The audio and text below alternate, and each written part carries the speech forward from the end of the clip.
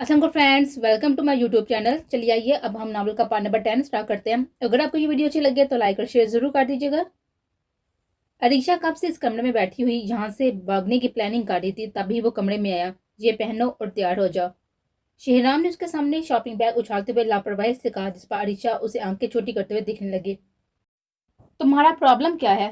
तुम अरीशा ने इन बैग्स को दूर फेंकते हुए गुस्से से कहा, जिस पर उसने बिना पलटे हुए जवाब दिया, व्हाट डू यू मीन? मतलब ये कि हम यहाँ से जा रहे हैं। शेराम मोबाइल में मसरूफ अंदाज में कहने लगा, जिस पर अरीशा जल्दी से उठकर उसके करीब आई।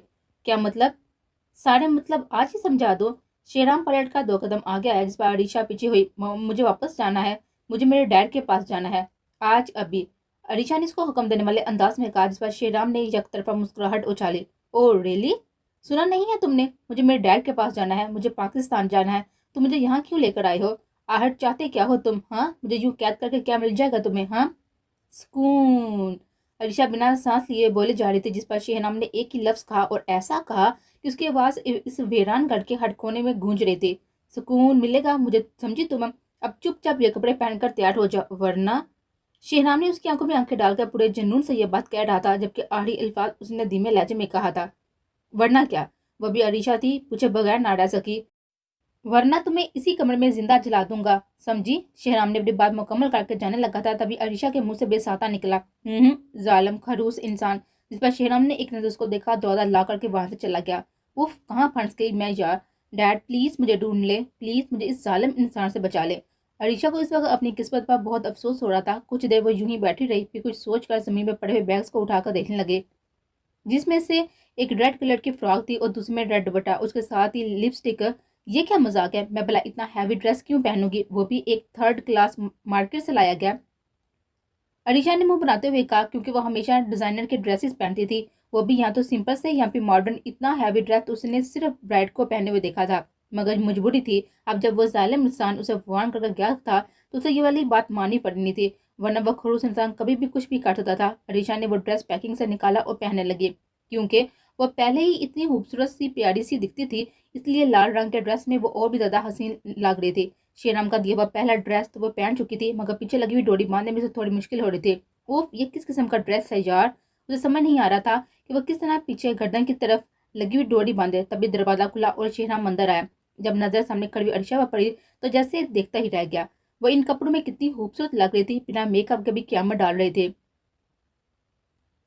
शेहराम चलता हुआ उसके पास गया और उसे इग्नोर करके अपनी डोरी बांधने में उलझी हुई शेहराम उसके पीछे जाकर उसके बालों को आगे करने लगा, जिस पर अरीशा थोड़ा घबराई। शेहराम ने डोरी बांधी, उसके कान के पास सरगोशी करने लगा। आज बहुत खूबसूरत लग रही हो माई ब्यूटी क्वीन। शेहराम के हाथ अभी उसके कमर पर थे, जिन्हें महसूस करते हुए मुसलसल घबरा रहे थे, क्योंकि वो था भी ऐसा, कब क्या कर जाए कुछ पता नहीं। अरीशा ने उसको पीछे धकेल कर अपना बचाव किया, जिस पर शेहराम के चेहरे के तासरात बदलने लगे थे। अरीशा को पता था क्या वो उसके साथ क्या करने वाला है, इसलिए बात को घुमाने के लिए उसने अपनी बक बक दोबारा से शुरू कर दी। तुमने मुझे इतना तैयार क्यों करवाया है? हाँ, कहाँ लेके जा रही हो मुझे? अरीशा ने आईब्रो का जाविया बनाते हुए पूछा, जिस पर शेहराम 2 कदम आगे आया। अपने घर। शेहराम के पापा। अरीशा उसे सवाल नजर से देखने लगी, मगर वो कुछ न बोला। मतलब तुम वाकई मुझे मेरे डैड के पास लेकर जा रही हो, मगर इतना तैयार करवा कर क्यों? तुमसे ये किसने कह दिया कि जो घर तुम्हारे डैड का है वो तुम्हारा भी घर है? तुम वहां अब तक जाओगी जब तक मेरी मर्जी ना हो, और रही बात तैयार होने की, तो वो तुम्हें कुछ देर में खुद ही पता चल जाएगा। शेरहाम ने एक नजर उस पर डाली और वहां तक चला गया। आखिर वो करने क्या वाला था? अरीशा को इस चीज की कुछ समझ नहीं आती थी, और वो कह कर क्या गया था। तकरीबन 15 मिनट के बाद अरीशा को कमरे से बाहर कुछ लोगों की आवाजें आने लगी। जब उसने कमरे से बाहर जाकर देखा, तो 4 नकाबपोश लड़कों को बाहर खड़े देखा। उसे यह तो पता था कि शेराम कितना खतरनाक जालिम बेरिए नुमा शख्स है, मगर वो इतना घटिया निकलेगा, ये तो उसके वहमो गुमान में नहीं था। शेहराम जैसे ही कमरे के पास आने लगा, अरीशा ने अंदर से दरवाजा लॉक कर दिया। जब शेहराम ने दरवाजा खोलने की कोशिश की, मगर वो समझ चुका था कि वो दरवाजा अंदर से बंद है। Hey what are you doing, open the door. Shehram को उसकी यह हरकत बहुत अजीब लगी, जबकि अंदर अरीशा की जान निकल रही थी। Listen to me Arisha, I said open the door. Shehram ने फिर से गुस्से में कहा, मगर अरीशा ने कोई जवाब न दिया, जिस पर शेहराम को गुस्सा आने लगा। अब उसके अंदर का बीस जगह रही थी। शेहराम ने बिना वक्त जाया किए हुए दरवाजे तोड़ने की कोशिश की, क्योंकि यह घर काफी सालों पुराना था। यहाँ की हर चीज हस्ता हो चुकी थी, इसलिए दरवाजे को टूटने में 2 मिनट भी न लगे। शेहराम ने 2 दिन लातों में ही इस दरवाजे को तोड़ दिया था। जब वो अंदर आया तो अरीशा डरी सहमी सी खड़ी थी। शेहराम गुस्से से उसकी तरफ बढ़ा। मसला क्या है तुम्हारा? ये कैसी हरकत थी? शेहराम घुराते हुए उसकी तरफ आया था, जिस पर अरीशा डर कर मारी आंखें बंद कर गई। श्रीराम ने बेड से दुपट्टा उठाया, उसके हाथों में थमाया। सीधी शराफत से पहनो और बाहर चलो मेरे साथ। अरीशा उसे नासमझी वाले अंदाज में देखने लगी, जिस पर उसे और भी ज्यादा गुस्सा आने वाला। सुनाई नहीं दिया? पहनो इसे अभी। श्रीराम की आंखों में खून उतर रहा था। मैं बाहर नहीं आऊंगी, समझे तुम धोखेबाज इंसान। तुम्हें क्या लगा कि मैं पागल हूँ जो तुम्हारे घटिया इरादों से बेखबर रहूंगी? अरीशा की बात पर श्रीराम उसे घूरने लगा। और वो किसके बारे में इससे बात कर रही थी? इश्क करते हो मुझसे? ये है तुम्हारा इश्क? हाँ, झूठे मकार फ्रॉडी इंसान। मैं नहीं आऊंगी तुम्हारे साथ इन घटिया दोस्तों के सामने। मुझे तुम। अरीशा की बकबक अब उसकी समझ में आई थी। वो उसके बारे में कितना गलत सोच रही थी। न जाने वो क्यों उसके जज्बातों का बार बार मजाक बनाती थी, न जाने क्यों उसकी मोहब्बत को वो हर बार उसके मुंह पर मार देती थी। मगर वो भी शेहराम मलक था। इसने भी कसम खाई थी कि उस बेवकूफ लड़की को अपना बनाने की, जो कि अब वो पूरी करने वाला था। चुप, एकदम चुप। अब एक लफ्ज भी कहा तो तुम्हारे बाप को जहां पहुंचाने में एक सेकंड नहीं लगाऊंगा मैं। शेहराम के मुंह से ये अल्फाज सुनकर वो उसे अजीब नजर से देखने लगी। वह गुस्से में चलती हुई उसके करीब आई। क्या मतलब है तुम्हारी इस बात का? क्या किया है तुमने मेरे डैड के साथ? बताओ मुझे जंगली जानवर। मैंने कहा बताओ मुझे। अरीशा ने शेहराम का ग्रेबान दोनों हाथों से मजबूती से पकड़ा और जवाब मांगने लगी। इस बार शेहराम ने एक ही हाथ में से काबू करके खुद के मजीद करीब किया। फिलहाल तो कुछ नहीं किया, लेकिन अगर तुम ये दुपट्टा पहनकर बाहर नहीं आई तो फिर जो तुम्हारे बाप के साथ मैं करूंगा उसकी जिम्मेदार तुम खुद होगी। अरीशा हाँ। शेहराम ने उसे डराते हुए कहा था, जिस पर उसने अपने डैड की बेहद फिक्र होने लगी। आज वो चाहता क्या था उससे, उसके डैड से जो इतना सब कुछ कर रहा था। तुम क्या करने वाले हो मेरे साथ? और ये लोग कौन है? अरीशा की आंखों से बेसाता आंसू जारी हुए। फिर वो चाहे कितना घमंडी नवाबजादी क्यों ना होती, मगर थी तो एक लड़की ना, और एक लड़की के लिए अपनी इज्जत नफ्स से बढ़कर कुछ भी कीमती नहीं होता। मैं जो करने वाला हूँ वो बहुत सुहा का काम है, समझी? और एक और बात, अगर बाहर सबके सामने तुमने अपनी बात निकालने की कोशिश की या बक बक शुरू की तो वहीं पर जुबान काट कर फेंक दूंगा। हर बार की तरह इस बार भी उसे धमकी देकर जाने लगा था, मगर तब भी वापस मुड़ा। यू हैव ओनली 2 मिनट्स, जल्दी बाहर आओ, वरना तुम्हारा बाप जो दूसरे मुल्क में बैठकर आर्डर चला रहा है, तुम भी जानती नहीं हो कि उसकी जिंदगी मेरे आर्डर की मोहताज है। अगर तुमने कोई भी गड़बड़ की या यहाँ से भागने की कोशिश की या कोई भी होशियारी दिखाई तो आई स्वेयर मेरी एक फोन कॉल पर तुम्हारे बाप के मेंशन के साथ लगे हुए बॉम्ब फट जाएंगे और तुम्हारे बाप का वजूद जलकर राख हो जाएगा। And it's not just a joke baby, trust me. Shriram के बाप पर अर्षा की आंखें खुली की खुली रह गई थी। वो आहर किस कदर जुल्म ढा रहा था, इस लड़की पर। तुम शेहराम मलिक के जुनून की आहरी हद हो। शेहराम मलिक के इश्क की इकलौती वारिस हो तुम पर तारा जुल्म नहीं करूंगा मैं। शेहराम उसका गाल थपथपाता हुआ एक दिल जलाने वाली मुस्कुराहट उसकी तरफ उछालकर वहां से जा चुका था। जबकि अरीशा को एक तरफ अपनी इज्जत नफ्स की फिक्र थी तो दूसरी तरफ अपने जान से प्यारे बाप की फिक्र हो रही थी। न जाने आज उसके साथ वो जालिम भेड़िया क्या करने वाला था।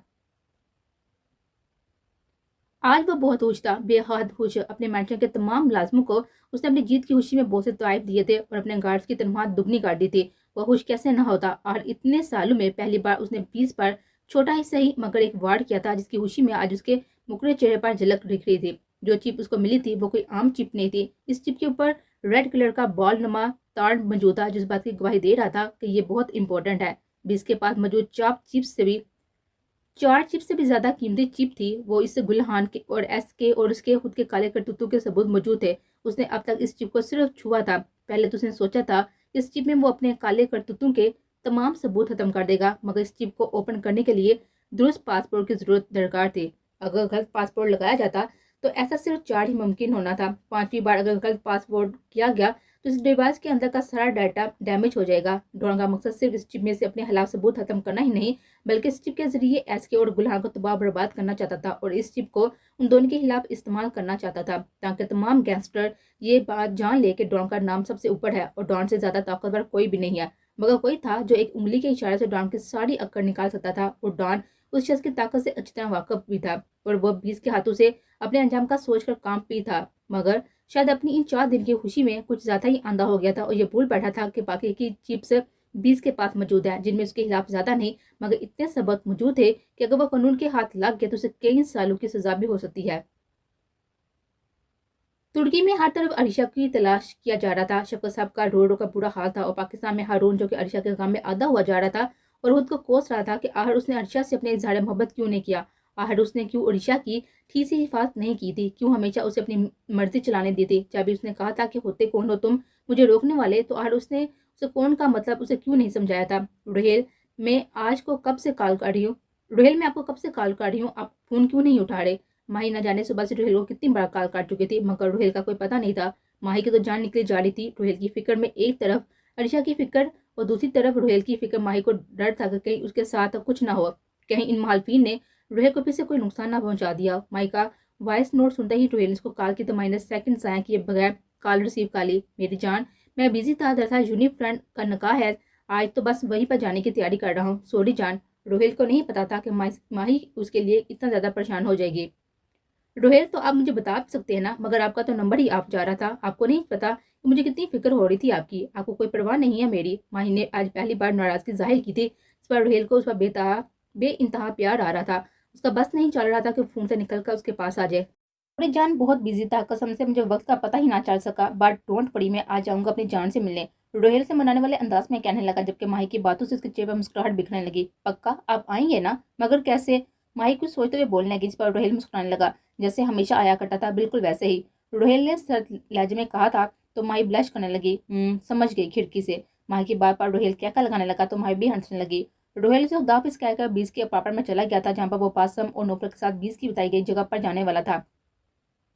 आज इस बंद कमरे को खोला गया था, जहाँ बहुत से बड़े बड़े जाले और बहुत धूल मिट्टी थी, और जहाँ मौजूद सामान पर सफेद रंग की चादर डाली हुई थी। इन नकाबपोशों में से एक, जो कि नौफल ही था, तमाम चादरों को सोफे से हटाने लगा। जल्दी जल्दी हाथ चला आलिक्स इंसान। बासम ने उसके कंधे पर हाथ रखकर चपेट मारा था, जिस पर नौफल अपनी ही इन हरकतों पर आ गया था। हाय अल्लाह जी, कैसा जालिम शोहर है मेरा! हाय अल्लाह, मेरे तो नसीब ही फूट गए।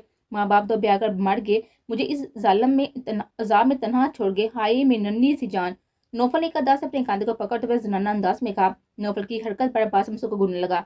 अब्बे ओए, ये तो हमें पता है कि तुझ में आदि औरतों की आत्मा आती है, मगर ये आज तू पूरे का पूरा सुहागन बन गया है। भाई हैरियत तो है ना? बासम ने सर पकड़ते हुए कच पर नौफल जनाना चाल चलता हुआ उसके करीब आया। डार्लिंग, ये सब मैं नहीं कह रहा, ये सब मेहर कहेगी एक दिन तुझे। ओए पागल, क्या मैं अपनी मेहर से थोड़ी सब काम करवाऊंगा? बासम महर का नाम सुनकर सीधा खड़ा हुआ, जिस पर रोहेल उसे देखकर हंसने लगा। जाने कितने दिनों के बाद गली में चांद निकला।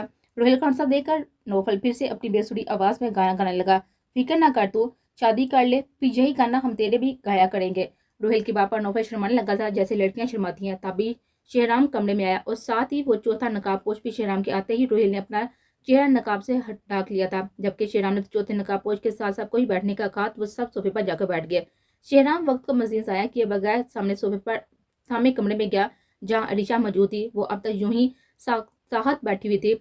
शेराम ने एक आग उगलती हुई नजर उस पर डाली और बेड पर पड़ा दुपट्टा उठाकर अरीशा के सर पर पहनाया और हाथ पकड़ से जबरदस्ती अपने साथ लेकर आने लगा।